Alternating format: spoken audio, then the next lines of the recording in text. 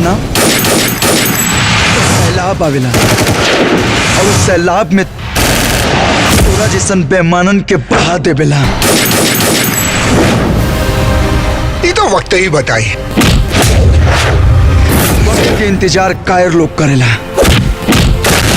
मर्द लोग वक्त की मुट्ठी में रखेला। जहांगीर से सरकारी करे वाला तो मौत मिलेला। अरे पंडित जी गंगा जल लेके आई, बहुत बड़न पाप हो गइल बा। लातिया एक ऐसा धन बा जौन छुअला से अपवित्र हो गए। पुरवैया जब डोले सिहरे बदन मन बोले, ऐसे न देखा लागे शर्म, लागे शर्म। पागल कैले बतो हर पायल के छम छम। पतली गली से निकल जाओ। हीरो कह के हीरोगिरी पड़े। अब सोच तो का हो। सैया हमारे संस्कारी आज्ञाकारी मिले हैं। असलम कुरैशी रजवा से हाथ मिला ले बा। इससे पहले वो दोनों के दोस्ती खातिर नासूर बन जाए, काट के फेंक दसन। जमीली पुअरा के मचान बहवा आज है जान, आज है जान मुखिया के मकान पर।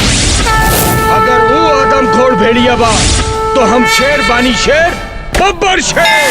मंत्री जी आपके खातिर हम जन्नत के हूर और जब से जवानी चहकने लगी, भीतर से गर्मी दहकने लगी, आज शर्म का पर्दा हटाना।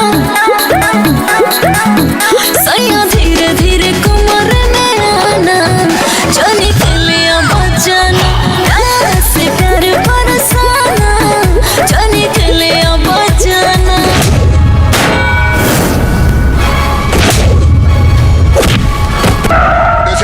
You are under arrest. Guddu जेल में बा, ओकरा के छोड़ावे के बा। ऐसे कैसे जमानत हो गए लोग?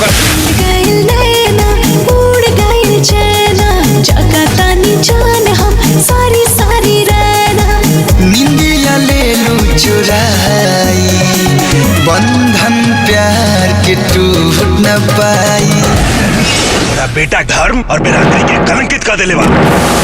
जाने छुए जाए राजा, कहे हमर जवानी, देहिया में अगिया लागल बा, जनी कर छेड़खानी। 24 घंटा प्यार करेला, मन उगलेला जहर जहर। लूटे में काहे लहरिया, तोहर कमरिया करे तोहर कहर।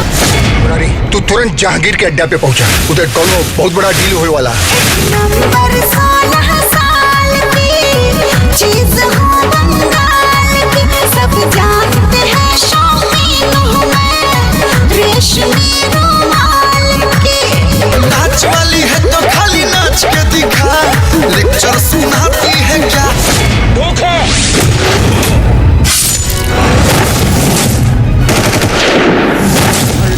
ठीक से खाने के लिए 2 टाइम का अन्न और चले हमारे देश में ड्रग्स की सप्लाई कर। क्या हुए रे तू? तुरबात